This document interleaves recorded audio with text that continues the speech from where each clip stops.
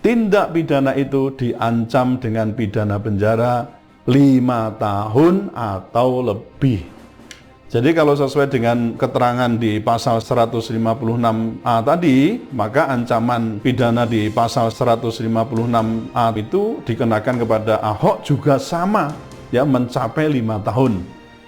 Bahkan ketika ditetapkan sebagai tersangka, dia diancam dengan pasal 28 ayat 2 dengan ancaman pidana mencapai 6 tahun. Jadi, benarkah telah terjadi penerapan hukum secara tebang pilih? Assalamualaikum puan dan tuan. Anda berjumpa kembali dengan saya Profesor Suteki di channel yang radikal, ramah, terdidik, dan berakal. Puan dan tuan dijamin tidak akan merugi mengikuti channel ini, maka jangan lupa untuk subscribe, like, comment, and share. Assalamualaikum warahmatullahi wabarakatuh. Apa kabar puan dan tuan? Jumpa kembali dengan saya Profesor Suteki di channel yang radikal, ramah, terdidik, dan berakal. Puan dan tuan, kali ini kita akan memperbincangkan tentang keadilan hukum terkait dengan pemberitaan bahwa anggota DPD soroti beda perlakuan hukum ke KC dan ke Ahok, sebagaimana dirilis oleh CNN Indonesia Senin 20 September 2021. Puan dan tuan, anggota Komite 1 DPD RI, Abdurrahman Toha, menyatakan tersangka kasus penistaan agama Muhammad KC merupakan korban dari hukum yang tebang pilih.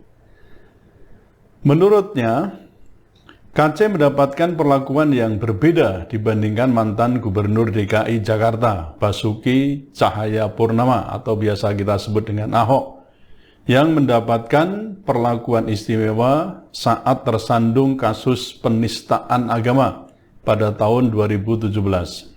Abdurrahman mengatakan bahwa dia, Ahok, tidak ditahan walau sudah ditetapkan sebagai tersangka penistaan agama. Bahkan setelah jatuh vonis bersalah, Ahok tidak dipenjara bersama para napi lainnya. Mengapa KC dan Ahok diberikan perlakuan berbeda? Kata Abdul dalam keterangannya Senin 20 September 2021. KC seperti berstatus ganda. Dia tersangka pelaku penistaan agama, dia juga korban kerja hukum yang tebang pilih. Imbuhnya demikian. Ia berkata, nasib KC yang mengalami tindak penganiayaan dari sesama penghuni penjara menyadarkan bahwa Ahok akan mengalami tindakan serupa bila menghuni penjara yang tidak diistimewakan. Menurutnya, KC tidak akan menjadi objek pemberitaan seperti saat ini bila ia mendapatkan perlakuan yang istimewa seperti yang diberikan kepada Ahok. Remuk redam dilibas sesama tahanan ataupun narapidana. Pada satu sisi, kasihan KC kalau saja dia memperoleh privilege seperti yang dulu diberikan ke Ahok. Dengan kata lain, tidak ada diskriminasi perlakuan hukum, KC tidak akan mendapat atau menjadi objek berita hari ini. Demikian kata Abdul. Puan dan tuan, mari kita coba untuk perbincangkan soal beda KC, beda Ahok. Apakah betul demikian? Jadi ada istilah yang tadi disebutkan hukum tebang pilih. Sebagaimana diberitakan dalam CNN Indonesia pada Rabu 25 Agustus 2021, CNN memuat berita yang berjudul Muhammad KC dijerat pasal berlapis, terancam 6 tahun bui.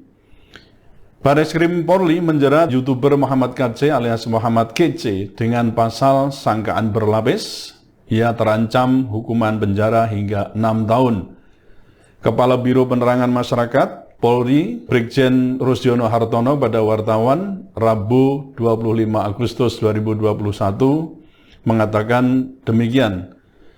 Menurut Rusdi, penyidik menyematkan pasal dugaan persangkaan ujaran kebencian berdasarkan SARA menurut Undang-Undang Informasi dan Transaksi Elektronik atau ITE hingga penistaan agama.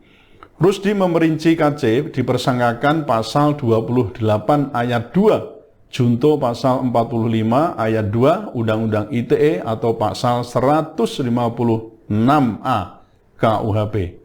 Pasal 28 ayat 2 Undang-Undang ITE disebutkan di situ bahwa setiap orang dengan sengaja dan tanpa hak menyebarkan informasi yang ditujukan untuk menimbulkan rasa kebencian atau permusuhan individu dan atau kelompok masyarakat tertentu berdasarkan atas suku, agama, ras, dan antar golongan atau SARA.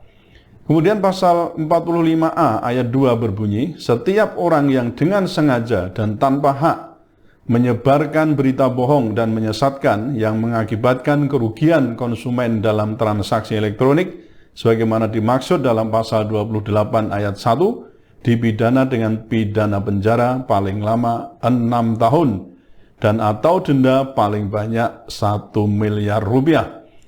Lalu saudara sekalian, di pasal 156A KUHP disebutkan bahwa dipidana dengan pidana penjara selama-lamanya 5 tahun barang siapa dengan sengaja di muka umum mengeluarkan perasaan atau melakukan perbuatan A. Yang pada pokoknya bersifat permusuhan, penyalahgunaan atau penodaan terhadap suatu agama yang dianut di Indonesia. B. Dengan maksud agar supaya orang tidak menganut agama apapun yang bersendikan ketuhanan yang Maha Esa. Kemudian bagaimana dengan Ahok, saudara sekalian? Tribunnews.com pada tanggal 16 November 2016 menurunkan berita yang berjudul Ahok tersangka penistaan agama. Inilah pasal yang menjeratnya. Saudara sekalian, kalau kita perhatikan pasal-pasal yang menjerat Ahok, saya kira juga tidak berbeda jauh di sini. Ya, juga disangkakan dijerat dengan pasal 156A Kitab Undang-Undang Hukum Pidana, junto pasal 28 ayat 2 Undang-Undang nomor 11 tahun 2008 tentang ITE. Dan oleh karena itu penetapan tersangka itu dilakukan Baris Krim Polri setelah melakukan gelar perkara terbuka terbatas di Mabes Polri sejak Selasa 15 November 2016.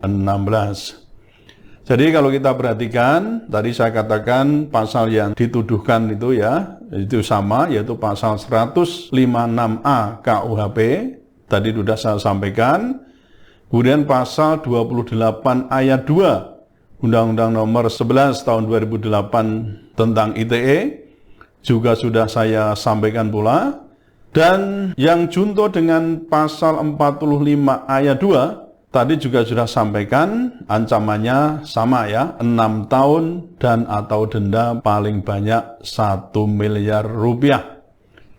Jadi, jika kita lihat pasal-pasal yang dipakai untuk menjerat KC dan Ahok adalah sama. Dengan tadi saya katakan ancamannya, ya hukumannya dari 5 sampai 6 tahun. Pertanyaannya sekarang adalah mengapa KC ditahan sedangkan Ahok tidak ditahan? Saudara sekalian, kalau kita lihat perkembangan yang terjadi waktu Ahok ya menjadi tersangka itu memang oleh kepolisian berarti di tingkat penyelidikan dan penyidikan, terutama di tingkat penyidikan karena setelah ditetapkan menjadi tersangka, Ahok tidak ditahan. Padahal ancaman hukumannya sama, yaitu 5 sampai 6 tahun. Mengapa tidak ditahan? Nah, sampai sekarang saya juga belum bisa memperoleh data yang akurat. Alasan polisi tidak menahan Ahok, sementara pasal yang dituduhkan itu tindak pidananya terancam 5 sampai 6 tahun.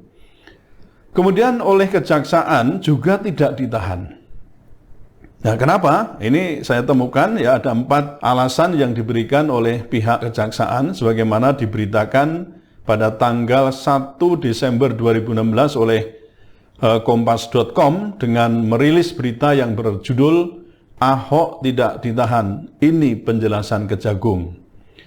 Saudara sekalian, tersangka dugaan penistaan agama Basuki Cahayapurnama alias Ahok sudah diserahkan ke Polri diserahkan dari Polri ke Kejaksaan Agung. Penyerahan ini seiring pelimpahan tahap 2 berkas perkara yang menyeret gubernur nonaktif DKI Jakarta itu.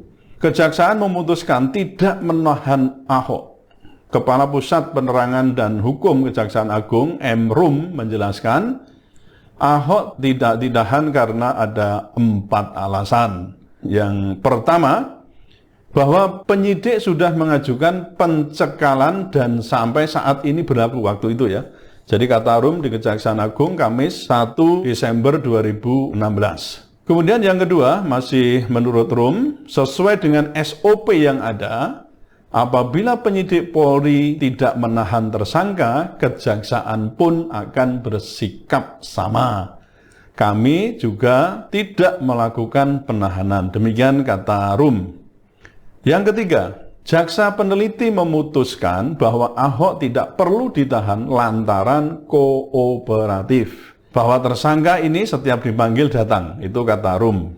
Nah, kemudian alasan yang terakhir, jaksa menyusun dakwaan kasus Ahok dengan pasal alternatif. Yaitu apa? Pasal pertama adalah pasal 156A KUHP yang ancaman hukumannya sampai ya paling lama 5 tahun penjara.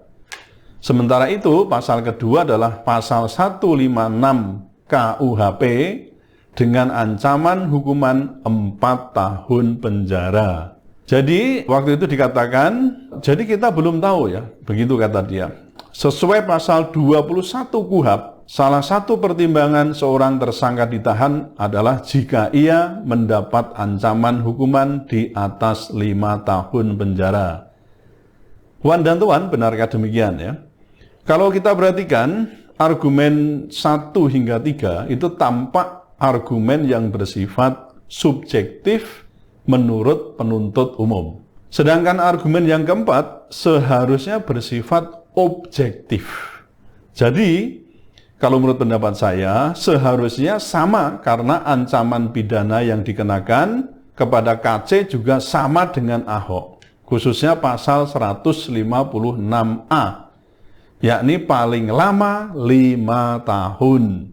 Jaksa mengatakan bahwa sesuai pasal 21 KUHP, salah satu pertimbangan seorang tersangka ditahan adalah jika ia mendapat ancaman di atas 5 tahun penjara. Menurut penelitian saya, ya, maksudnya saya cross-check di KUHP, ya, pernyataan jaksa ini tidak benar karena pasal 21 ayat 4 KUHP menyebutkan bahwa penahanan tersebut hanya dapat dikenakan terhadap tersangka atau terdakwa yang melakukan tindak pidana dan atau percobaan maupun pemberian bantuan dalam tindak pidana tersebut dalam hal A. Tindak pidana itu diancam dengan pidana penjara 5 tahun atau lebih.